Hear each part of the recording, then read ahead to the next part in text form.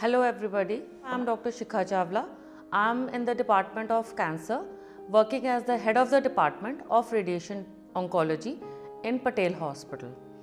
आज हम बात करने वाले हैं एक ऐसी बीमारी के बारे में जिसका नाम सुनकर लोगों में आमतौर पे जो पहली फीलिंग आती है वो डर की आती है, कैंसर। कैंसर एक बीमारी का नहीं, एक ग्रुप ऑफ डिजीज़ का नाम है जिसमें कि जब हमारे शरीर में जो सेल होते हैं वो ज़रूरत से ज़्यादा बढ़ने लग जाते हैं तो वो कैंसर या ट्यूमर का फॉर्म ले लेते हैं। Cancer is not actually a sentence, it is just a word. क्यों हम आज इस बारे में बात कर रहे हैं? क्योंकि 4 फरवरी को वर्ल्ड कैंसर डे मनाया जाता है। इस साल का जो थीम है वर्ल्ड कैंसर डे का वो है I am I will, which means कि हर इंडिविजुअल अपने लेवल पे कैंसर को लेकर कुछ ना कुछ काम कर सकता है। मतलब अगर आप अपना ही ध्यान रखें या अपने पेरेंट्स का ही ध्यान रखें या लोग टाइम टाइम पर टेस्ट कराएं तो इस बीमारी को बहुत अर्ली स्टेज में पकड़ा जा सकता है और बहुत जल्दी इसका ट्रीटमेंट किया जा सकता है। वर्ल्ड कैंसर डे ईयर 2000 से मनाना शुरू किया गया था और तब से हर साल 4 फरवरी को मनाया जाता है। कैंसर के आमतौर पे सबसे इम्पॉर्टेंट साइंस या सबसे इम्पॉर्टेंट चिन्ह क्या होते हैं?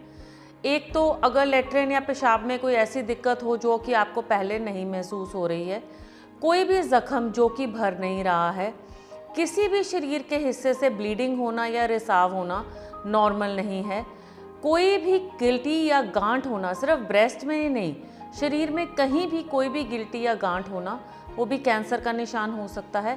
लंबे समय से कोई खांसी चली आ रही है जिसका आपने ट्रीटमेंट कराया है और वो टीबी नहीं है तो वो भी कैंसर का निशान हो सकती है।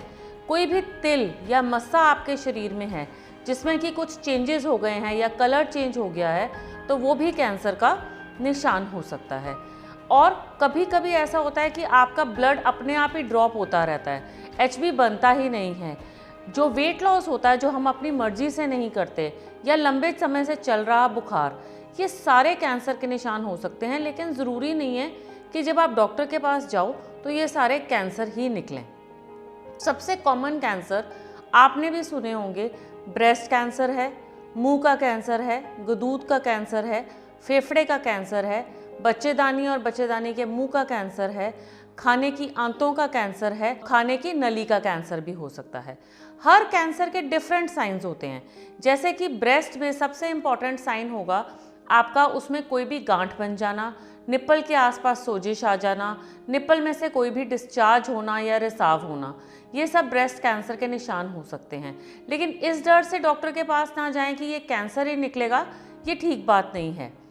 और बच्चेदानी के जो कैंसर हैं उसमें आम तौर पे महीना आने के अलावा यानी पीरियड्स आने के अलावा भी कोई ब्लीडिंग होना, कोई पानी पड़ना, ये सारा कुछ कैंसर के निशान हो सकते हैं। अगर किसी को ब्रेन ट्यूमर का आगे शक पड़ता है तो उसमें बेहोशी आना, दौरे पड़ना, चक्कर आना, आंखों से दिखाई देना कम होना, ये सारे ब्रेन ट्यूमर का निशान हो सकते हैं। खाने की जो नली होती है जिसको ईसोफेगस कहते हैं, अगर हमें खाना निगलने में कोई प्रॉब्लम आती है, मान लीजिए आप खाना खाते हैं और जो खाना है वो गले में अटकता है, तो ये मुंह के कैंसर के भी निशान हो सकते हैं और खाने वाली नलकी के भी कैंसर के निशान हो सकते हैं। मुंह का कैंसर आमतौर पे उन लोगों में पाया जाता है जिनमें तंबाकू की यूजेज किसी ना किसी फॉर्म में होती है, गुटखा खाना, ज़्यादा सिगरेट पीना। इसमें क्या होता है कि मुंह में कोई ना कोई अल्सर बन जाता है, फिर अल्सर में से खून आता है, खाना खाने में तकलीफ़ हो सकती है, गले में गिल्टियाँ हो सकती हैं, लगातार खांसी रह सकती है और खांसी के रास्ते ब्लड भी आ सकता है। तो ये कुछ इम्पॉर्टेंट निशान हैं कि अगर हमें ये किसी अपने जान पहचान वाले में या किसी नज़दीकी में हमें पता हो तो हमें उसे तुरंत डॉक्टरी सलाह की जानकारी देनी चाहिए। कैंसर डिटेक्ट कैसे होता है? जब हमारे शरीर में कोई भी ऐसी चीज़ हो जो नॉर्मल ना हो तो हमें डॉक्टर के पास जाना चाहिए। वो कुछ सीरीज़ ऑफ टेस्ट आपके कराएगा और उससे ही बता पाएगा कि आपको कैंसर है भी या नहीं है, और अगर कैंसर है भी तो कौन सी स्टेज का है।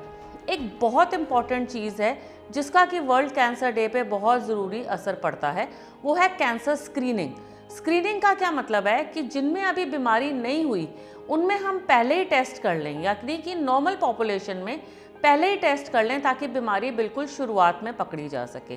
ये 2-3 कैंसर्स में तो बहुत लाभदायक होती है, जैसे कि ब्रेस्ट कैंसर में आप सबने सुना होगा कि मैमोग्राफी करवाई जाती है, जिसमें ब्रेस्ट का स्कैन और एक्सरे किया जाता है। हम आमतौर पर रिकमेंड करते हैं कि 40 साल के उम्र वाली ऊपर की लेडीज़ को हर साल ये टेस्ट कराना चाहिए। फिर एक टेस्ट होता है जिसको पैप स्मीयर कहते हैं, जिसमें बच्चेदानी के मुंह से पानी लेकर टेस्ट किया जाता है। आफ्टर सेक्सुअल एक्टिविटी स्टार्ट्स तो फिर ये वाला टेस्ट साल में एक बार ही सारी लेडीज़ को कराना चाहिए।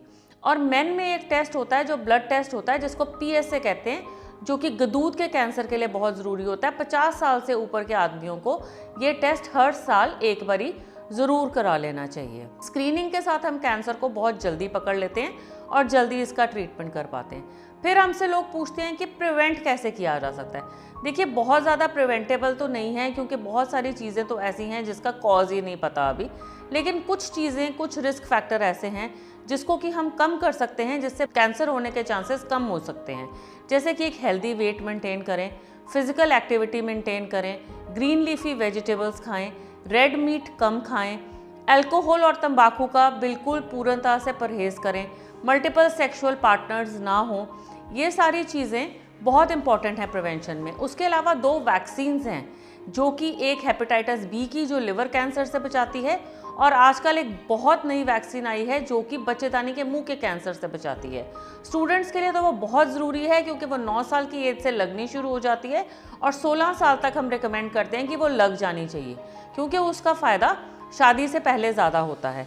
फिर भी अब रिकमेंडेशन आ गई है कि 45 ईयर्स तक वो वैक्सीन लगाई जा सकती है। बहुत गलत धारणाएं भी लोग अपने माइंड में लेकर रखते हैं। सबसे बड़ी गलत धारणा कि ये एक छूत की बीमारी है। ये बिल्कुल एक छूत की बीमारी नहीं है।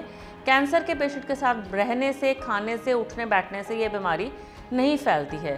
दूसरा सबसे कॉमन गलत धारणा जो है वो ये है कि जो भी हम पीस टेस्ट या ऑपरेशन करते हैं उससे कैंसर फैल जाता है। ये भी बिल्कुल गलत सोच है, क्योंकि जब तक हम पीस टेस्ट लेंगे नहीं, हमको पता नहीं चलेगा कि कैंसर है और किस टाइप का कैंसर है, तो हम आगे इसका कोई ट्रीटमेंट नहीं कर पाएंगे। ब्रेस्ट में जो भी गिल्टी है वो ज़रूरी नहीं है कैंसर हो। जब आप चेकअप के लिए जाएंगे तो 5 से 7% गिल्टियाँ ही कैंसर की निकलेंगी, बाकी आम गिल्टियाँ निकलेंगी। लोगों को ये भी सोच है कि अगर मेरी फैमिली में किसी को कैंसर हुआ है तो मुझे कैंसर ज़रूर होगा। तो ये भी मैं आपको बता दूं, जीन्स के थ्रू सिर्फ 5 से 10% कैंसर फैलते हैं, बाकियों में रिस्क फैक्टर और होते हैं। ऐसी बहुत सारी गलत धारणाएं हैं जिनका हमारे माइंड पे इतना गलत इम्पैक्ट पड़ जाता है कि हम सोचते हैं कि कोई भी प्रॉब्लम है तो हमको कैंसर ही होगा। उससे बेटर है कि हम, अगर कोई भी हमारे विचार में ऐसी सोच आती है या कोई भी हमारे शरीर में एबनॉर्मैलिटी आती है तो हम डॉक्टर के साथ जाकर बात करें। जो सबसे बड़ा चैलेंज है जिसके साथ आजकल हम फेस कर रहे हैं वो ये है कि इंडिया ट्रीटमेंट में तो बहुत आगे निकल चुका है, लेकिन ग्राउंड लेवल पे वर्क होना बहुत ज़्यादा ज़रूरी है, जिसके करके 4 फरवरी की बहुत ज़्यादा इंपॉर्टेंस आती है, ताकि हम अवेयरनेस फैला सकें लोगों में। और ये सब हम आपके थ्रू कर सकते हैं, क्योंकि स्टूडेंट्स और टीचर्स एक बहुत अच्छा वाया मीडिया है जो कि अपने साथ वाले सभी लोगों को एजुकेट कर सकते हैं, ताकि कैंसर को हम जल्दी वाली स्टेज में पकड़ सकें और इसका इलाज कर सकें, ताकि रिजल्ट भी अच्छे हों और फाइनेंशियल बर्डन भी हमारी कंट्री पर कम पड़े। सो वर्ल्ड कैंसर डे के उपलक्ष्य में इतनी सारी बातें आपके करने के साथ मेरा मेन मैसेज तो आपको यही है कि आई विल। मैं तो कैंसर से लड़ने के लिए बिल्कुल तैयार हूँ।